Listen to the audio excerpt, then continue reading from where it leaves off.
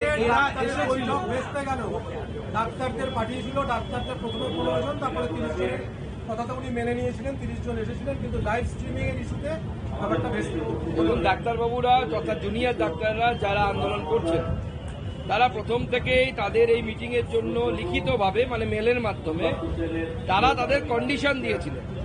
সেই কন্ডিশনের মধ্যে অন্যতম কন্ডিশন ছিল হচ্ছে যে এই বৈঠককে লাইভ স্ট্রিমিং করতে হবে, এবং এই দাবি অস্বাভাবিক কিছু নয়, কারণ মাননীয় মুখ্যমন্ত্রী কখন কি বলেন কোনো গ্যারান্টি নেই।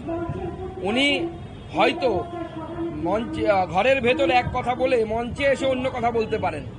সেই ভয়টা, যেহেতু ওনাকে পশ্চিমবঙ্গের প্রত্যেকটি মানুষ হারে হারে চেনে, উনি যে বলেছিলেন না আমি কি জিনিস, আপনি কি জিনিস, পশ্চিমবঙ্গের প্রত্যেকটি মানুষ হারে হারে চেনে।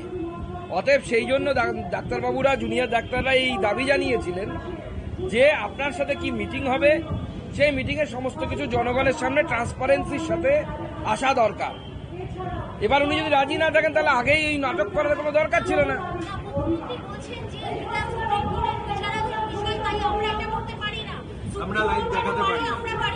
দেখুন, সুপ্রিম কোর্টের বিচারাধীন বিষয় নিয়ে আপনি কিছু বলতে পারেন না, এটা আইনগত ঠিক, কিন্তু সুপ্রিম কোর্ট কোনটাকে বিচার করছে? সুপ্রিম কোর্ট বিচার করছে যে তিলোত্তমার হত্যা হয়েছে কিনা, হত্যাতে কারা জড়িত ছিল সেই বিষয় হয়েছে। ডাক্তারবাবু তো সেটা আলোচনা করতে যাচ্ছেন না। মাননীয় মুখ্যমন্ত্রী ভয় পাচ্ছেন, কারণ মাননীয় মুখ্যমন্ত্রীর ভয় হচ্ছে এই আলোচনার মাধ্যমে হয়তো ডাক্তারবাবুদের প্রশ্নের সামনে সিকোয়েন্স অফ ইভেন্টস সেগুলো উঠে আসবে, এমন কিছু প্রশ্ন যাবে মুখ্যমন্ত্রীর দিকে ধেয়ে, যে প্রশ্নের উত্তর দিতে পারবেন না, ওনাকে চুপ করে থাকতে হবে। তার ভয়ে মাননীয় মুখ্যমন্ত্রী এই ঘটনার লাইভ স্ট্রিমিং করতে দিতে রাজি হননি। মুখ্যমন্ত্রী যে সদিচ্ছার কথা তিনি বারবার করে বলছেন, প্রথমে ইমেল করেছিলেন, 3 দিন ধরে অপেক্ষা করেছেন, হাত জোর করে আবেদন করছেন রাজ্যের মুখ্যমন্ত্রী কাজে ফেরানোর জন্য, বারবার করে তিনি সদিচ্ছা দেখিয়েছেন, কিন্তু তা সত্ত্বেও জুনিয়র ডাক্তাররা তার এই আবেদনে সাড়া দিলেন না। দেখুন, এটা সন্দেহজনক সদিচ্ছা। প্রথম দিন যখন মেল করা হয়েছে উনি পরে বলছেন যে আমি অপেক্ষা করছিলাম, উনি নাকি অপেক্ষা করছিলেন জুনিয়র ডাক্তারদের জন্য, অথচ মেলে বা চিঠিতে কোথাও উল্লেখ নেই যে মুখ্যমন্ত্রী সেই বৈঠকে থাকবে। সেখানে পরিষ্কার করে বলাই হয়নি সিএস থাকবে, অন্যান্য থাকবে, সেটা জানা গেছে, কিন্তু মুখ্যমন্ত্রী স্বয়ং সেখানে উপস্থিত থাকবেন সেটা মুখ্যমন্ত্রীর চিঠিতে কিন্তু পরিষ্কার করে বলা ছিল না। কেন রাজ্যের চিফ সেক্রেটারি যদি আলোচনা করতে চান তাহলে ডাক্তারবাবুদের প্রতিনিধিকে কেন ফোন করে জানাননি যে মাননীয় মুখ্যমন্ত্রী উপস্থিত থাকবেন? অতএব এই সদিচ্ছা মোটেও সদিচ্ছা নয়, সন্দেহজনক সদিচ্ছা। মুখ্যমন্ত্রী বলছেন এরপর যদি বসতে চান তাহলে মুখ্য সচিব, স্বরাষ্ট্র সচিব এবং ডিজিকে বলবো আপনারা বসুন, আমি আজকেও 2 ঘন্টার বেশি অপেক্ষা করেছি। ডাক্তারবাবুরা ঠিক করবেন তারা বসবেন কিনা, এখানে আমাদের কিছু বলার নেই, কিন্তু তারা তো সরাসরি মাননীয় মুখ্যমন্ত্রীর সাথে বসতে চাইছিলেন, ট্রান্সপারেন্সির সাথে লাইভ টেলিকাস্টের কথা বলেছিলেন যাতে ট্রান্সপারেন্সি থাকে, এবং যেটা মাননীয় মুখ্যমন্ত্রী বলছেন উনি মিথ্যে কথা বলছেন, বা বলা ভালো অর্ধসত্য বলছেন। সুপ্রিম কোর্টে যে বিষয়ে বিচার চলছে সেই বিষয়ে আপনি কিছু বলতে পারেন না, কিন্তু শুধু বিচার তো শুধু একটা বিষয় নিয়ে হচ্ছে, দুর্নীতি আছে, আরো অনেক কিছু আছে, সেগুলো নিয়ে তো বিচার এই মুহূর্তে সুপ্রিম কোর্টে হচ্ছে না। উনি বলছেন এক সেকেন্ড,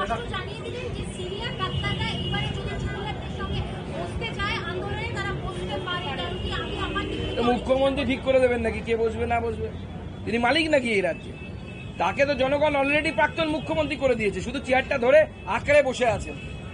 জনগণ প্রাক্তন মুখ্যমন্ত্রী করে দিয়েছে, কোনো জনগণের আস্থা নেই, ওনার উপরে ভরসা নেই, উনি শুধুমাত্র একটা সব মুখ্যমন্ত্রী হয়ে রয়েছে।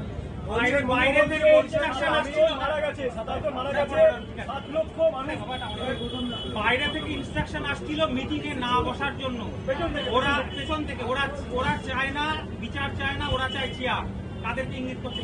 দেখুন, মাননীয় মুখ্যমন্ত্রী নিজে বলবেন কি যে ওই কয়েকদিন আগে উনি বলেছিলেন উনি উত্তর পূর্বকে অশান্ত করবেন, উড়িষ্যাকে অশান্ত করবেন, আমাকে উড়িষ্যার মুখ্যমন্ত্রীর সাথে কথা বলে আসতে হলো, বলতে হলো যে এইসব বিষয়ে কান দেবেন না, বাংলা উড়িষ্যা বোনের মতো দুটো রাজ্য।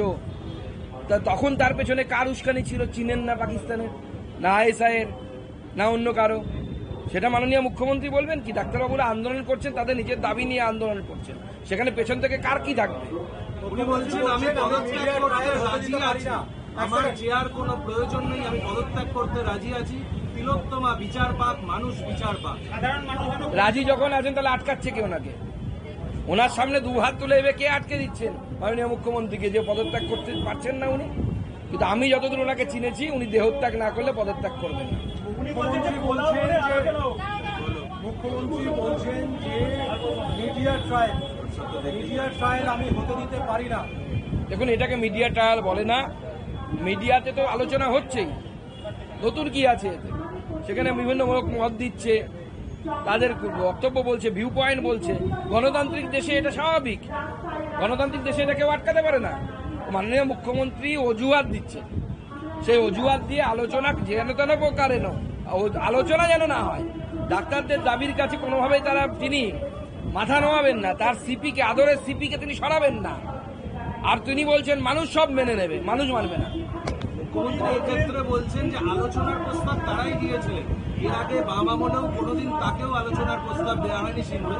কিন্তু বুদ্ধদেব ভট্টাচার্য নিজে সেই সময় চিঠি লিখেছিলেন 2008 সালের 25শে আগস্ট। না, সে তো আমরা জানি তো, সিঙ্গুর কেসে, সিঙ্গুর আন্দোলনের ক্ষেত্রে বুদ্ধদেব ভট্টাচার্য চিঠি লিখেছিলেন। মাননীয় মুখ্যমন্ত্রী মিথ্যে কথা বলেন, বারবার মিথ্যে কথা বলছেন। আমাদের বলতে খারাপ লাগে, কিন্তু আমাদের মুখ্যমন্ত্রী মিথ্যেবাদী। আগের দিন আমরা দেখলাম সুপ্রিম কোর্টে 23 জনের মৃত্যুর কথা, আজকে মুখ্যমন্ত্রী বললেন 27 জনের মৃত্যু হয়েছে। এবার আরে ওই মৃত্যুর লিস্টে 1 নম্বরে আমার জেলার নাম দেয়া আছে, সম্ভবত শিবম মিশ্রা। সে কিভাবে মারা গেছে? অ্যাক্সিডেন্ট হয়েছে। কার আন্ডারে ট্রিটমেন্টে ছিল? সেখানে জুনিয়র ডাক্তার তো নেই, ধর্মঘট করছে জুনিয়র ডাক্তাররা। বালুরঘাট কলেজ, বালুরঘাট যে হসপিটাল, সেটা তো সুপার স্পেশালিটি হসপিটাল। সেখানে সুবিদ হাসান, ডক্টর সুবিদ হাসানের তত্ত্বাবধানে ছিল, তিনি একজন সিনিয়র ডাক্তার যিনি ডিউটিতে আছেন। এই লিস্টের কোনো মাথাও নেই, মুন্ডু নেই, মিথ্যের লিস্ট। এই যে লাইভ স্ট্রিমিংটা যে হলো না, শুধুমাত্র লাইভ স্ট্রিমিং এর জন্যই ভেস্তে গেল ব্যাপারটা। মাননীয় মুখ্যমন্ত্রী প্রশ্নের উত্তর দিতে পারবেন না, কারণ ডাক্তারবাবুরা ক্রাইমের ক্রোনোলজি জিজ্ঞেস করতেন, ক্রাইম সিনের ক্রোনোলজি জিজ্ঞেস করতেন, তার কোনো উত্তর মাননীয় মুখ্যমন্ত্রীর কাছে ছিল না। মাননীয় ডাক্তারবাবুরা জিজ্ঞেস করতেন যে মাননীয় মুখ্যমন্ত্রীকে আপনার সিপি কেন বলেছিলেন there is no external injury, যেখানে 15টি দগদগে ভিজিবল এক্সটার্নাল ইনজুরি থাকা সত্ত্বেও তার প্রশ্নের উত্তর দিতে পারতেন না। কেন 1000 জন লোক সেখানে ঘুরে বেড়াচ্ছিলেন যাদের ফুটপ্রিন্ট পাওয়া গেছে সেখানে? কেন যে বায়োলজিক্যাল স্যাম্পল, সিমেন্ট স্যাম্পল, তাকে 4 ডিগ্রি সেন্টিগ্রেডে রক্ষণাবেক্ষণ করা হয়নি? এই উত্তর মাননীয় মুখ্যমন্ত্রী দিতে পারতেন? পারতেন না। কিন্তু মুখ্যমন্ত্রী বলছেন যে মিটিং সফল হলে তো আমরা জয়েন্ট প্রেস কনফারেন্স করতেই পারতাম। না, মিটিং সফল হওয়া না হওয়া নির্ভর করতে আলোচনার উপরে। তা আলোচনা জনগণের সামনে প্রকাশ্যে হতো। এখানে মুখ্যমন্ত্রীর ভয় কোথায়? উনি কি লুকোতে চাইছেন সেটার উত্তর আগে মুখ্যমন্ত্রীকে দিতে হবে। মুখ্যমন্ত্রী বলছেন আমি অ্যাকশন নেব না, ধৈর্য ধরারও একটা লিমিট আছে, রাগারাগি না করে আলোচনায় আছে। দেখুন, অ্যাকশন নেওয়ার ক্ষমতা ওনার নেই, উনি অ্যাকশন নিতে পারবেন না, ওনার সেই ক্ষমতা নেই। বাংলার জনগণ ওনার উপর থেকে বিশ্বাস, আস্থা সমস্ত কিছু হারিয়ে ফেলেছে। শেষ করো।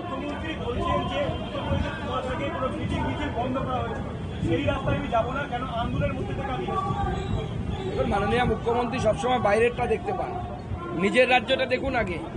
জনগণ আপনাকে ভোট দিয়েছে এই রাজ্যকে ঠিক করার জন্য, আপনাকে অন্য রাজ্যের উদাহরণ দেখার জন্য, বা সিপিএম আমলে কি হয়েছিল, কটা মেডিকেল কলেজ ছিল, এখন আপনি কটা মেডিকেল কলেজ খুলেছেন, সেই জন্য জনগণ আপনাকে ভোট দেয়নি।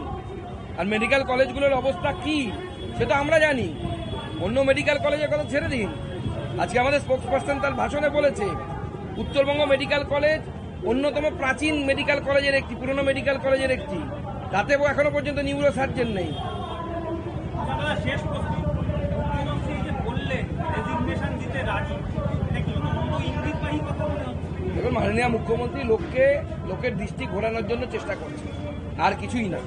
লোকের দৃষ্টি ঘোরানোর জন্য চটকবাজির রাজনীতি করছে। উনি বলছেন যে আমি বৃহত্তমার সত্যতা আনার চেষ্টা করেছিলাম, কিন্তু দুনিয়া ডাক্তার থেকে রাজি হলো না। তারা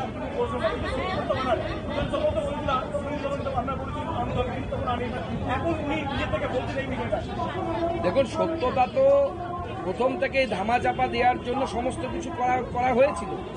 ওনাকে সিম্পলি একটা প্রশ্নের উত্তর দিন না। উনি যদি সত্যিই সত্যকে আনতে চান, সত্যিই যদি মহিলাদের সুরক্ষা আনতে চান, তাহলে প্রশ্ন করুন ওনাকে যে সন্দীপ ঘোষকে উনি আরজিকর মেডিকেল কলেজের প্রিন্সিপালের পদ থেকে সরানোর পর কোর্টের নির্দেশে সঙ্গে সঙ্গে কেন ন্যাশনাল মেডিকেল কলেজে পাঠিয়েছিলেন প্রিন্সিপাল করে? কেন সেখান থেকে সরানোর পর সঙ্গে সঙ্গে তাকে ওএসডি টু হেলথ মিনিস্ট্রি করে পাঠিয়েছিলেন? কি প্রেম, কেন এত মায়া সন্দীপ ঘোষের প্রতি, যার কোটি কোটি টাকার অবৈধ সম্পত্তি পাওয়া যাচ্ছে এখন, যার ল্যাপটপে নানা রকম অশ্লীল জিনিসপত্র পাওয়া যাচ্ছে? মাননীয় মুখ্যমন্ত্রী কাকে বোকা বানানোর চেষ্টা করছে? মানুষ বারবার বোকা হয় না মাননীয় মুখ্যমন্ত্রী। লাস্ট কোয়েশ্চেন যে সমস্ত চিকিৎসকরা ধর্ণা করছেন তাদের একটা লিস্ট চাওয়া হচ্ছে, নামের লিস্ট চাওয়া হচ্ছে রাজ্য সরকারের পক্ষ থেকে। রাজ্য সরকার হয়তো ভাবছেন তাদের বিরুদ্ধে ব্যবস্থা নেবে। যদি ডাক্তারবাবুদের গায়ে হাত পড়ে, যেভাবেই হোক, অফিসিয়ালি অথবা ফিজিক্যালি, ভারতীয় জনতা পার্টি থেকে শুরু করে প্রত্যেকটি রাজনৈতিক দলের উচিত হবে সকলে মিলে একত্রিত হয়ে রাস্তায় নামা এবং বাংলার মানুষের রাস্তায় নামা। আপনারা বলছেন মুখ্যমন্ত্রীর পদত্যাগ চাই, মুখ্যমন্ত্রী আজকে বললেন মানুষের স্বার্থে যদি হয় আমি পদত্যাগ করতেও রাজি আছি, কিন্তু বিচার হওয়া উচিত। বিচার তো অবশ্যই হবে, কিন্তু বিচার হওয়ার জন্য তো তথ্য প্রমাণ থাকা দরকার। আপনি তথ্য প্রমাণটা রাখতে দিয়েছেন? আপনার আদরের সন্দীপ ঘোষ সে কোথাও রাখতে দিয়েছে তথ্য প্রমাণ?